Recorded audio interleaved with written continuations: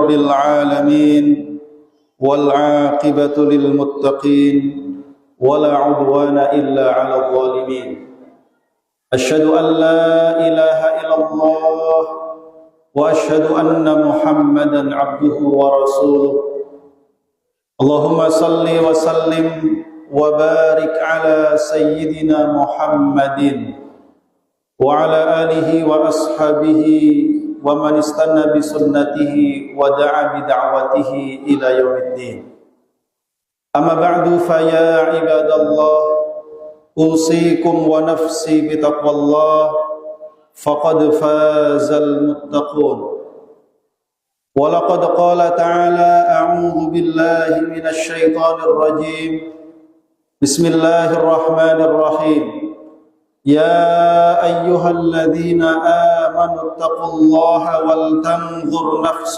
ما قدمت لغد واتقوا الله إن الله خبير بما تعملون وقال أيضا يا أيها الذين آمنوا اتقوا الله وقولوا قولا سديدا يصلح لكم أعمالكم ويغفر لكم ذنوبكم ومن يطع الله ورسوله فقد فاز فوزا عظيما صدق الله العظيم. Ma'asyiral muslimin, jamaah salat Jumat yang dimuliakan Allah Subhanahu wa taala.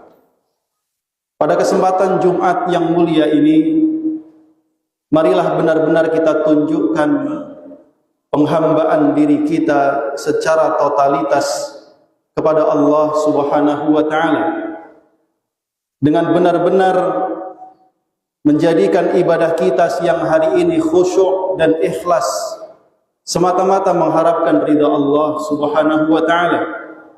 Oleh karena itu, untuk sementara waktu marilah kita lupakan, kita tinggalkan seluruh urusan duniawi kita, termasuk bagi jamaah yang pada kesempatan kali ini di tangannya masih memegang alat-alat komunikasi, agar hendaknya disimpan untuk sementara waktu sampai ibadah salat Jumat selesai, agar ibadah kita yang singkat ini tidak sia-sia dan diterima oleh Allah Subhanahu wa taala.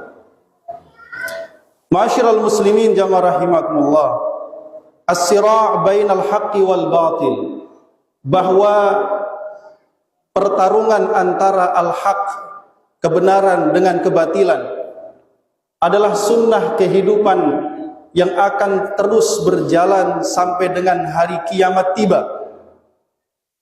Baik dalam lingkup yang kecil, sebagaimana kita sering menemukan dalam hati kita dorongan kebaikan, juga bisikan keburukan, maupun dalam lingkup yang sangat besar, di mana pada zaman dahulu ditampakkan kebenaran itu melalui para nabi dan rasul serta para pengikutnya, yang mereka pasti berhadapan dengan kelompok kebatilan, yaitu iblis, para setan dan pengikutnya, serta orang-orang yang durhaka kepada Allah Subhanahu wa taala. Lalu kemudian Allah Subhanahu wa taala di dalam Al-Qur'an menampakkan kepada kita bahwa di antara sunnah yang Allah berlakukan atas orang-orang yang zalim, bahwa Allah pasti akan membinasakan mereka, Allah pasti akan menimpakan azab kepada mereka. Kemudian kita mendapati cara Allah mengazab orang-orang yang zalim itu dilakukan dalam dua fase. Fase yang pertama adalah yang terjadi kepada Fir'aun serta pengikutnya dan kaum-kaum sebelum mereka. Allah timpakan kepada mereka azabul istisal. Orang-orang yang durhaka itu, baik mulai dari kaum Ad, kaum Thamud, kaumnya Nabi Lut, sampai dengan Fir'aun, mereka yang ingkar, mereka yang durhaka, Allah timpakan kepada mereka azab daripada Allah Subhanahu wa taala yang membinasakan dan menghancurkan mereka seluruhnya. Semuanya dilakukan oleh Allah tanpa sedikit pun campur tangan manusia. Sebagaimana Allah katakan dalam Al-Quran, fakullan akhadna bidzambihi, maka masing-masing di antara kaum itu kami hukum mereka berdasarkan dosanya. Faminhum man arsalna alaihi hasiba, di antara mereka ada yang kami timpakan kepada mereka hujan batu. Wa minhum man akhadathu as-sayhah, di antara mereka ada yang disiksa dengan suara yang sangat keras dan memekakkan telinga. Wa minhum man khasafna bihil ard, di antara mereka ada yang dibenamkan ke dalam tanah. Wa minhum man aghraqna, dan di antara mereka ada yang kami tenggelamkan ke dasar lautan.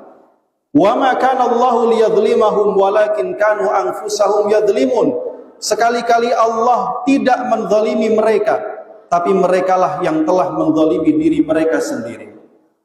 Inilah fase pertama, bahwa siapapun yang durhaka kepada Allah, zalim, dan mengingkari rasul-rasul yang diutus oleh Allah, Allah hancurkan mereka, Allah binasakan mereka sampai dengan ke akar-akarnya. Namun jamaah rahimakumullah, setelah Fir'aun ditenggelamkan, maka masuklah kemudian umat manusia ini pada babak baru, fase yang baru, yang berbeda dari fase yang pertama, bahwa Allah menginginkan setelah kematian Fir'aun, orang-orang yang zalim, orang-orang yang durhaka tidak lagi diazab oleh Allah seperti kaum-kaum sebelumnya, akan tetapi Allah menginginkan mereka semua diazab melalui tangan-tangan orang-orang yang beriman. Karena itulah kemudian Allah Subhanahu wa taala mensyariatkan kepada orang-orang yang beriman jihad fi sabilillah, agar mereka berjuang, berperang di jalan Allah untuk melawan orang-orang yang durhaka dan ingkar kepada Allah Subhanahu wa taala. Karena itu ketika Allah menjanjikan kepada Bani Israel melalui Nabi Musa alaihi salam bahwa mereka akan diwariskan negeri yang disucikan, yaitu Baitul Maqdis, yang saat itu dikuasai oleh orang-orang yang zalim, orang-orang yang kejam, maka Allah tidak mengirimkan azab kepada mereka, namun Allah mensyariatkan jihad. Karena itulah Allah kemudian menyampaikan kepada Nabi Musa alaihissalam, dan Nabi Musa pun kemudian berkata kepada kaumnya, ya qaumi dkhulul ardal muqaddasata allati kataballahu lakum, wahai kaumku, masuklah kalian ke dalam negeri yang disucikan, yaitu Baitul Maqdis, negeri yang telah dijanjikan Allah kepada kalian. Wala tartaddu ala adbarikum fatanqalibu khasirin, dan janganlah kalian berbalik ke belakang, maka kalian akan menjadi orang-orang yang merugi. Allah mensyaratkan untuk mendapatkan negeri yang dijanjikan, yaitu Baitul Maqdis, oleh Bani Israel, maka mereka harus mau berjihad melawan orang-orang yang kejam yang saat itu menguasai Baitul Maqdis. Namun apa yang terjadi? Mereka justru durhaka dan tidak mentaati perintah Nabi Musa alaihissalam. Maka mereka pun dikutuk oleh Allah, tersesat di gurun Tih selama 40 tahun. Hingga kemudian Nabi Musa alaihissalam wafat, bergantilah generasi yang kemudian dipimpin oleh Yusha bin Nun. Dialah yang kemudian membawa Bani Israel berjihad, kemudian mereka berhasil memasuki tanah Baitul Maqdis. Ma'asyiral muslimin jamaah rahimakumullah, inilah kemudian sunnah yang berlaku sampai dengan hari kiamat, bahwa Allah Subhanahu wa taala akan menghancurkan dan pasti membinasakan orang-orang yang zalim, orang-orang yang kejam, bukan lagi dengan azabul istisal seperti yang diterima oleh kaum Ad, kaum Thamud, kaumnya Nabi Lut ataupun Fir'aun, tetapi Allah akan membinasakan mereka, menyiksa mereka melalui tangan-tangan orang yang beriman. Dalam Al-Quran surah At-Taubah, Allah Subhanahu wa taala berfirman, qatiluhum yu'adzibhumullahu biaidikum wa yukhzihim wa yansurkum alaihim wa yashfi sudura qaumin mu'minin wa yudhhib ghaidha qulubihim wa yatubullahu ala man yasha wallahu alimun hakim. Surah At-Taubah ayat 14 sampai dengan 15. Allah mengatakan, perangilah mereka orang-orang yang kafir itu, maka kalian akan mendapatkan 5 keuntungan. Yu'adzibhumullahu biaidikum, yang pertama Allah menyiksa mereka melalui tangan-tangan kalian. Wa yukhzihim, yang kedua Allah akan menghinakan mereka dengan kekalahan. Wa yansurkum alaihim, yang ketiga Allah menangkan kalian atas mereka. Wa yashfi sudura qaumin mu'minin, yang keempat Allah akan mengobati rasa sakit yang diterima oleh orang-orang yang beriman sebelumnya.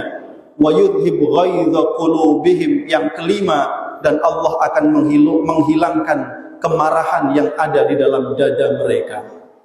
Wa yatubullahu ala man yasha, bahkan Allah akan menerima taubat siapapun yang bertaubat kepadanya yang dikehendaki olehnya. Ma'asyiral muslimin jamaah rahimakumullah. Oleh karena itulah Ibnu Katsir rahimahullah ta'ala mengomentari ayat ini, bahwa disiksanya orang-orang yang kafir dan durhaka di tangan orang-orang yang beriman adalah lebih menghinakan mereka, sekaligus lebih menenangkan hati orang-orang yang beriman, sebagaimana yang didapati kaum muslimin pada perang Badar. Allah membinasakan Abu Jahal, Umayyah bin Khalaf, dan para pemimpin-pemimpin musyrik lainnya yang dulu menyakiti dan menyiksa orang-orang yang beriman, yang durhaka kepada Allah dan Rasulnya. Mereka semua tewas di perang Badar melalui tangan-tangan orang yang beriman. Ma'asyiral muslimin jamaah rahimakumullah. Maka dengan memahami sunnah daripada sunnatullah yang diinformasikan kepada kita dalam Al-Quran ini, kita memahami bahwa perjuangan fi sabilillah akan terus ditegakkan sampai dengan hari kiamat. Oleh karena itu, saudara-saudara kita yang ada di Gaza, sebagian mereka adalah mujahid fi sabilillah, sebagian mereka orang-orang yang ribat, tetap menjaga negerinya dari penjajah, tetap menjaga kehormatan kita kaum muslimin, yaitu Masjidil Aqsa. Pertahanan mereka, kesabaran mereka, keteguhan mereka sampai mengorbankan nyawa adalah untuk menjaga kehormatan kita kaum muslimin di seluruh dunia. Kita mungkin bersedih melihat mereka yang mati karena bom, mati karena ditembak, atau mati bahkan karena kelaparan. Tapi ketahuilah, kematian mereka tidak sia-sia.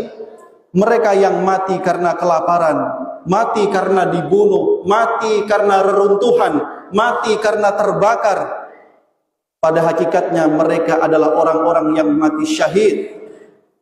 Meskipun syahid akhirat, apalagi mereka yang tewas dalam perjuangan di jalan Allah Subhanahu wa ta'ala, mereka adalah orang-orang yang dimuliakan oleh Allah. Mereka mati mengakhiri seluruh episode kehidupan dan ujian mereka di dunia. Sungguh yang patut ditangisi adalah diri kita semua, karena begitu lemahnya kita tidak mampu memberikan pertolongan yang berarti kepada mereka, sementara kita masih menjalani ujian kehidupan yang kita sendiri belum tahu bagaimana kelak kita mengakhiri kehidupan kita, meskipun kita berharap semoga Allah memberikan husnul khatimah kepada kita semua. Oleh karena itu, ma'asyiral muslimin jamaah rahimakumullah, kalau kita tidak mampu memberikan bantuan yang besar, setidaknya kita termasuk di antara orang-orang yang senantiasa memberikan dukungan kepada mereka, sebagaimana yang disabdakan oleh Rasulullah SAW, la tazalu ta'ifatun min ummati zahirina 'alal haqq la yadurruhum man khadalahum wala man khalafahum hatta ya'tiya amrullah wa hum kadzalik. Akan senantiasa ada sekelompok umatku, mereka yang senantiasa terang-terangan membela kebenaran. Mereka sama sekali tidak terganggu oleh orang-orang yang merendahkan mereka ataupun menyelisihi mereka, dan mereka tetap teguh di atas kebenaran sampai Allah memberikan kemenangan. Para sahabat bertanya, di mana mereka ya Rasulullah? Maka Rasul mengatakan, mereka berada di Baitul Maqdis dan di sekitar Baitul Maqdis. Kita sebagai kaum muslimin adalah kewajiban kita untuk memberikan dukungan kepada saudara-saudara kita di Palestina, di Gaza, agar mereka senantiasa bersabar dan teguh dalam perjuangan. Dan kita doakan mereka dengan doa-doa terbaik kita, agar Allah Subhanahu wa Ta'ala segera memberikan kemenangan, membebaskan tanah Palestina dan membebaskan Baitul Maqdis, dan memudahkan kita semua untuk bisa kembali mengunjungi Baitul Maqdis dan sholat di sana dalam keadaan aman sebagai kiblat pertama umat Islam. Barakallahu li wa lakum fil Qur'anil azim wa nafa'ani wa iyyakum bima fihi minal ayati wa dzikril hakim wa taqabbala minni wa minkum tilawatahu innahu huwal ghafurur rahim.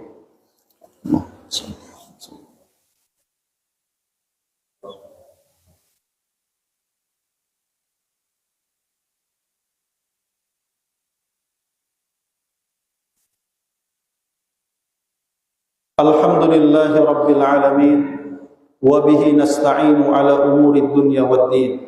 Asyhadu an la ilaha illallah wa asyhadu anna Muhammadan abduhu wa rasuluh. Allahumma salli wa sallim wa barik ala sayyidina Muhammadin wa ala alihi wa ashabihi wa man tabi'ahum bi ihsanin ila yaumiddin. Amma ba'du fa ya ibadallah, usikum wa nafsi bi taqwallah. فقد فاز المتقون ولقد قال تعالى أعوذ بالله من الشيطان الرجيم بسم الله الرحمن الرحيم يا أيها الذين آمنوا اتقوا الله حق تقاته ولا تموتن إلا وأنتم مسلمون وقال أيضا وتزودوا فإن خير الزاد التقوى اللهم صل على سيدنا محمد وعلى آل سيدنا محمد كما صليت على سيدنا إبراهيم وعلى آل سيدنا إبراهيم وبارك على سيدنا محمد وعلى آل سيدنا محمد كما باركت على سيدنا إبراهيم وعلى آل سيدنا إبراهيم في العالمين إنك حميد مجيد اللهم اغفر للمسلمين والمسلمات والمؤمنين والمؤمنات الأحياء منهم والأموات إنك سميع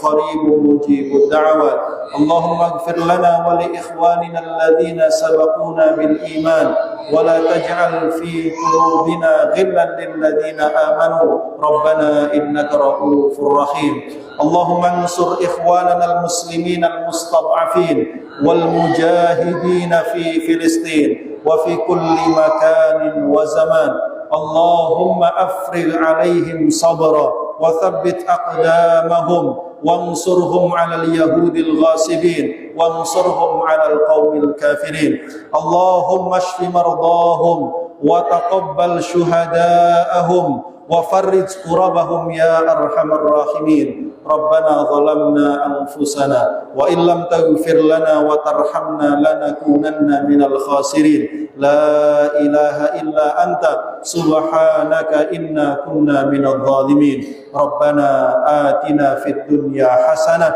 وفي الآخرة حسنة وقنا عذاب النار عباد الله إن الله يأمر بالعدل والإحسان وإيتاء ذي القربى وينهى عن الفحشاء والمنكر والبغي يعظكم لعلكم تذكرون فاذكروا الله العظيم يذكركم واشكروه على نعمه يزدكم واستغفروه إنه